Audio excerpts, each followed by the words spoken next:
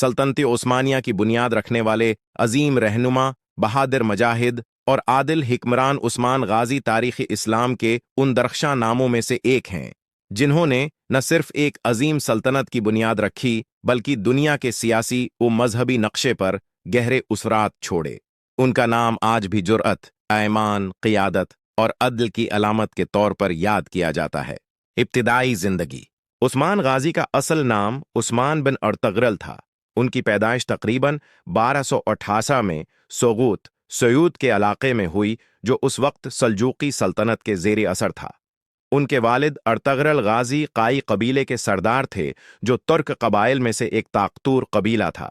अर्तगरल गाजी ने अनातोलिया, मौजूदा तुर्की, में इस्लाम की सरबलंदी के लिए बेमिसाल खिदमात इंजाम दें और सल्जूकी सुल्तान से वफादारी के सल्ले में सोगूत का इलाका बतूर इन्हाम हासिल किया।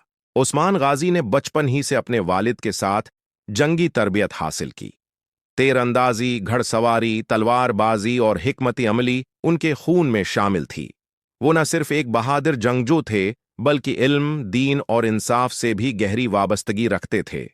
उनकी तरबियत इस्लामी अक़दार और तुर्क रवायात के इम्तिजाज से हुई, जिसने उन्हें एक मिसाली कायद बनाया। क़ियादत का आगाज़। अर्तगरल गाजी की वफ़ात के बाद 1221 में उस्मान कबीले के सरदार बने।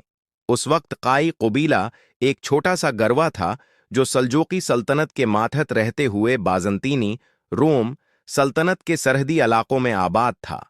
उस्मान गाजी ने क़ियादत संभालते ही अपने इलाके को मजबूत करने और दुश्मनों के हमलों से बचाने के लिए बेहतरीन इंतज़ामी और अस्करी हिकमत अमली अपनाई।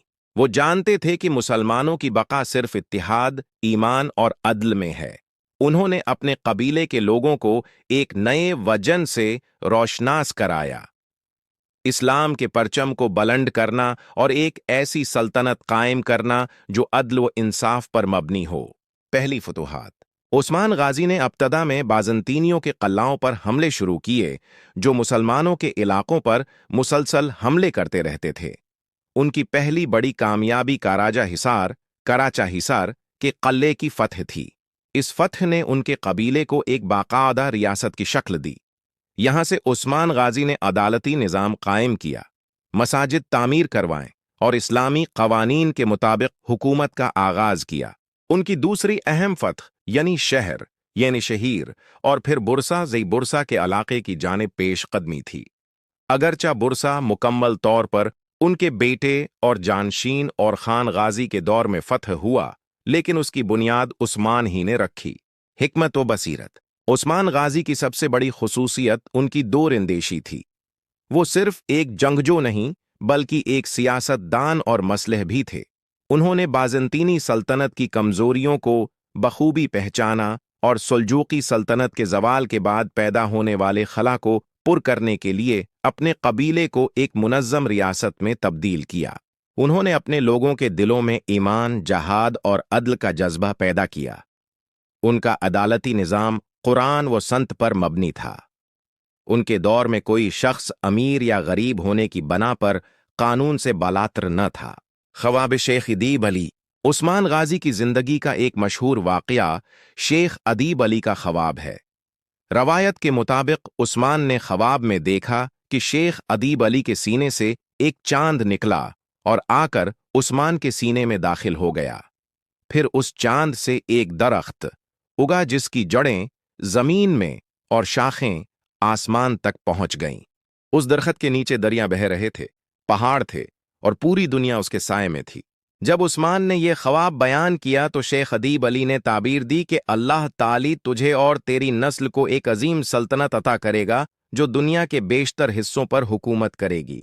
यही ख्वाब सल्तनत उस्मानिया के क़याम का रूहानी नुक्ता आगाज समझा जाता है। रियासत उस्मानिया का क़याम। 1299 में उस्मान गाजी ने बाज़ाब्ता तौर पर सल्तनत उस्मानिया, ऑटोमन एम्पायर, की बुनियाद रखी।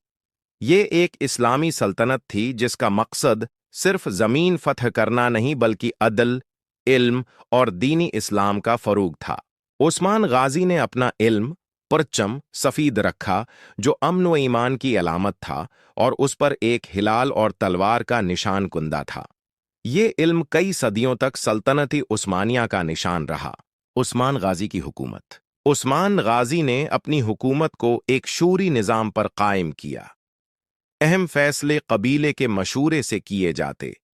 وہ اپنی رعایا سے قریبی تعلق رکھتے، ان کے مسائل سنتے اور ہر معاملے میں انصاف کرتے۔ ان کے دور میں رعایا خود کو محفوظ محسوس کرتی تھی۔ غیر مسلم بھی ان کی رعایا میں شامل تھے اور انہیں مذہبی آزادی حاصل تھی۔ یہی عدل و رواداری آگے چل کر عثمانی سلطنت کے استحکام کی بنیاد بنی۔ آخری ایام۔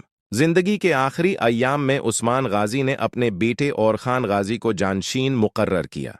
ان کی عمر تقریباً 68 برس تھی جب 1330 میں ان کا انتقال ہوا۔